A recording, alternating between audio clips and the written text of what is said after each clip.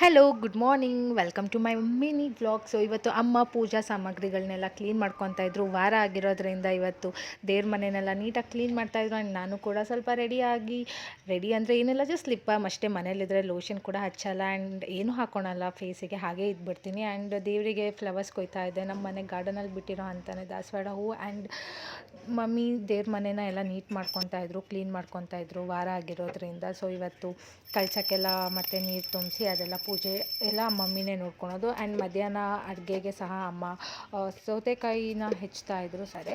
ಮಧ್ಯಾಹ್ನ ನಾನು ಅಂಬಲಿ ಕುಡಿತೀನಿ ಆ್ಯಂಡ್ ಅದ್ರ ಜೊತೆ ಏನಾದರೂ ಚಿಪ್ಸೋ ಸ್ನ್ಯಾಕ್ಸ್ ಆ ಥರ ಏನಾದರೂ ಇದು ಮಾಡ್ತೀನಿ. ಆ್ಯಂಡ್ ಊಟಕ್ಕೆ ಸಾಂಬಾರು ರೆಡಿಯಾಗಿತ್ತು, ಅದ್ರ ಜೊತೆ ಮಜ್ಜಿಗೆ ಮೆಣಸಿನ್ಕಾಯಿ ಇದು ನನ್ನ ಫೇವ್ರೆಟ್. ಸೊ ಇದು ಯಾರಾದರೂ ನೀವು ತಿಂದಿಲ್ಲ, ಈ ರೆಸಿಪಿ ಬೇಕು ಅಂದರೆ ಕಾಮೆಂಟ್ ಮಾಡಿ. ನನಗೆ ತುಂಬಾ ಇಷ್ಟ ಈ ಮೆಣಸಿನ್ಕಾಯಿ, ಸಖತ್ತಾಗಿರುತ್ತೆ. ಆ್ಯಂಡ್ ಊಟ ಆದ ನಂತರ ನಾನು ಮ್ಯಾಂಗೋ ತಿನ್ಕೊಂಡು ಹಾಗೆ ಟಿ ವಿ ನೋಡ್ಕೊಂಡು ಟೈಮ್ ಪಾಸ್ ಮಾಡ್ತಾಯಿದ್ದೆ. ನನ್ನ ವೀಕೆಂಡ್ ಈ ಥರ ಇತ್ತು. ಸೊ ಬಾಯ್.